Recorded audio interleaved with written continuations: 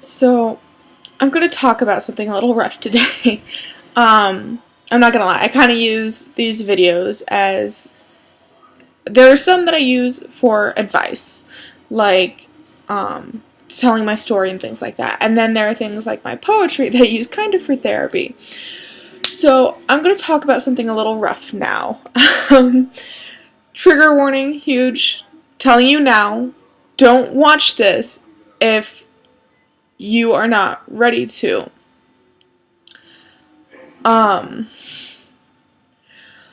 couple months back, my girlfriend broke up with me. And I was in a very rough place. You know, we had established that our relationship was not healthy. She said I was emotionally abusive, which, as somebody who was abused for a long time, hit me really hard.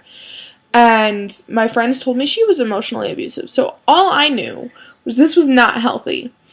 But I had to deal with the fact that there was somebody who felt I was abusive, and that I can't say it woke me up exactly, but it hit hard and it knocks me down. The kind of wind taken out, you're sitting there struggling to breathe on the ground, kind of screaming and bawling your eyes out, kind of hit hard. And it meant that I had a lot of work to do before I could be in another relationship. But I was in a very rough place, and I let my friend talk me into going out. It was like less than a week later, and she wanted to go to the club, and I'm like, okay, fine. So she spent an hour getting me ready because she doesn't trust my fashion sense, and she did my hair and my makeup, and she put me in this corset, and I looked really sexy, and I'm not used to that. So I was feeling very attractive, which is something I don't feel kind of ever. And I went out and was dancing as well as you can club dance in a corset, which is not very well. And this guy, like right at the end of the night, comes over and he starts dancing with me. And, my friend decides to give him a ride home because he's completely drunk and trying to get with me, and I'm saying no. And so she decides to give him a ride home, and I give him my number. I tell him, if you still remember me when you're sober, go ahead and give me a call. And sure enough, he texts me the next morning, and we start talking, and a couple days later, he wants to come over, and I'm like, sure. We established that nothing's gonna happen. I'm not ready for things to happen. And he's like, that's cool, I just want to come over and chat for a while. And I'm like, alright. And he gets there, and his friend who dropped him off can't come back to pick him up till the next morning. So suddenly he's staying over. I'm like, whoa, okay. But I'm not gonna kick this poor guy out in the middle of the street, in some town that, like, he lives nearby, but he's not in this town, so it's not exactly a comfortable area. I'm not gonna make him do that. So, we talk for a while, and everything's going fine, and then I'm in this really low place, and I do something that I never do, which is I go ahead and I decide I'm gonna have a one-night stand with this guy.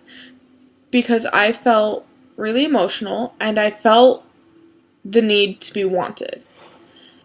And you can't call that a need exactly, I wanted to feel wanted in any form, even if I was just a piece of meat to this guy. He found me attractive and wanted something from me. And so I went ahead and did that, and so we had sex. And it's not something I'm proud of, but it happened. Well, here's where things go south. We went to bed. Everything was over. We were done with. We went to bed. And I fell asleep. And I thought, so did he. Well, a couple of hours later, I wake up. I'm laying on my stomach. And he's on top of me. And, he's on top of me, and I can't speak. I wiggle my shoulders and my back, and I'm trying to get this guy off of me, and he's not moving. And he's touching me, and he's doing things, and, all I can really try and do is block it out, you know? I'm sitting there, I'm trying to say no, but it comes out as this super low whisper, and I'm not even sure if he heard me. And I'm trying to shake him off, and I can't.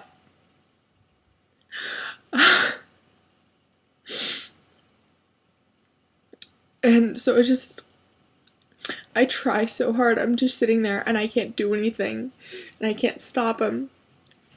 And he won't get off of me, and he keeps going. And so all I can do is try and just block it out and take myself mentally somewhere else, anywhere else where this isn't happening. I'm waiting. I'm trying to go somewhere else, and when he's done, he just kind of rolls off of me, and I can't move anymore. I couldn't do anything, and I was so ashamed. I was trying to process what had happened. So I just sit, and I stay there, and I just lie awake until morning, pretending that I'm asleep. And he comes over the next morning, and he taps me on my shoulder, and he says he's leaving, and he walks out the door. I got up, and I just sat on my couch for hours, just staring at the wall,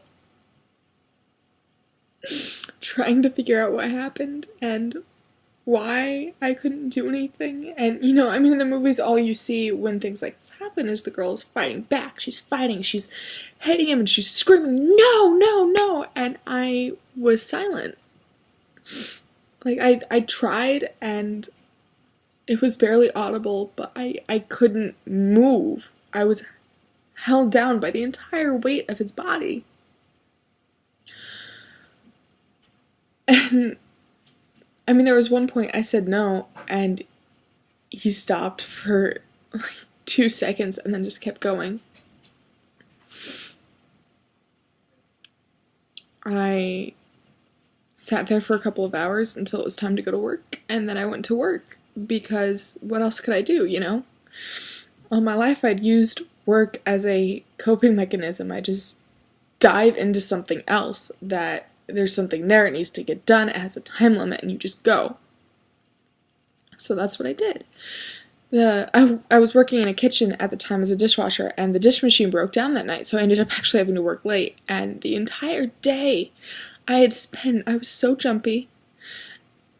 Every time somebody came near me, I started shaking, and I couldn't handle being around people. And then there I was, and I had to stay late, and a part of me was grateful for it, because I didn't want to go home.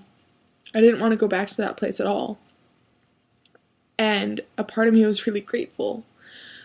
There was also a part of me that there were so many people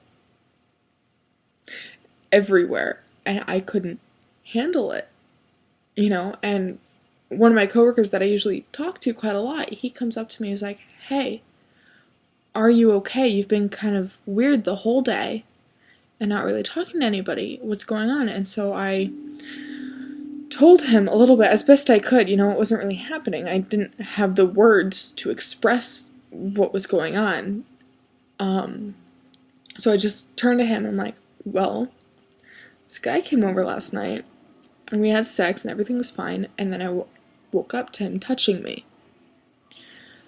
And my coworker looks at me, and he goes, nothing else happened though, right?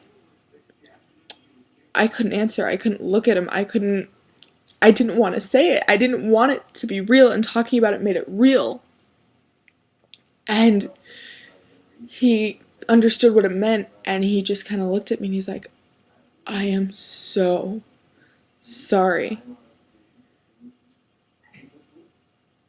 And I just started crying in the middle of everything, and ran out that door as fast as I could when I got out, I go out, my friend who had taken me clubbing is sitting outside waiting to pick me up because she wanted to go out for dinner. And I get in the car, and she mentions this guy, and wants to know if he'd been texting me still, and this and that. And I tell her not to talk about him anymore. She wants to know why, and so I tell her. And this is the first time I've managed to get the words out of my mouth. or acknowledge fully what had happened, because I usually deal with my problems very quickly. I've been through a lot, and I learned to process it quickly, and one of the ways that I've always dealt with my problems is to talk about them. You talk about it, you explain what happened, and it makes it real, and it makes it easier to deal with, because once you acknowledge that something happened, you can handle it. And so at this point, I'm forcing myself to talk about it, because I don't want to dwell on this, I don't want to suffer from this, I'm trying to move on as fast as I can. And so I force the words out of my mouth. I turn to her and I go, he came over last night, and we had sex, and we went to bed, and then I woke up and he raped me. And she starts victim blaming. She sits there and she tells me, well, why didn't you call me? Well, why did you let him come over? Well, this and that. Why didn't you fight back? Those words. Why didn't you fight back? I hated her in that moment. She's sitting there, and she introduced me to, and she set up this guy, and she encouraged it, and she tried to get me to have a one-night stand with him the day that I met him, and I said no. And then she sits there and she's asking me questions and telling me that I shouldn't have let him over, and telling me this and telling me that, and blaming me for what happened. And because she blamed me, no matter how much I didn't want to make this anybody's fault but his, I blamed her. I did. And we're still friends, and she's my roommate, but I don't think I'll ever really move on from that. There are certain things that happen in relationships that are permanent stains, and sometimes they're really small, but this wasn't small. And for months, to this day, she will still mention him. I'll be trying to consider a relationship with somebody and trying to move on, and she'll sit there and be like, well, why don't we go clubbing? And I'm like, gee, I wonder why I don't want to fucking do that. I didn't report it, and I get a lot of crap for that. And the bottom line is, I knew nothing would come of it. It was consensual the first time. And then the second time it wasn't. But because it was consensual the first time, I can't prove anything. And this guy, the fact that he woke me up the next morning to tell me he was leaving, but he didn't even understand what he'd done. This was probably normal to him. I couldn't process it, so by the time I even considered reporting it, it was too late. And even if I had, I would have gotten victim blamed by more people. It's happened all my life. I didn't trust that anyone would be on my side for this.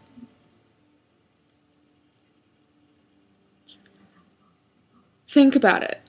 The next time you sit there and somebody tells you about some tragic thing that happened to them, where they weren't a person anymore, they were a body that was there for somebody else's convenience, whether it was for a punching bag or to get you off or whatever it was. It is never their fault. It was not my fault that this guy didn't understand that you can't do that. That was not consensual, that is not how that works. And the next time you think about the stupid tea analogy, no. Because none of this is funny. None of this is okay. And if something like this has happened to you, I don't care how it started or how it ended, this was not your fault. I don't care if you reported it or not. That's your choice. And sometimes it's safer that way. Sometimes it's safer to report it. But it was not your fault. It's hard to start a relationship after going through something like this, because all you wonder, all you think about, is when you get to that stage, are they going to be the same way? And we just have to learn to have hope. that somebody's going to recognize us as a person with emotions and rights instead of some piece of property. We just have to hold on to that hope as best we can.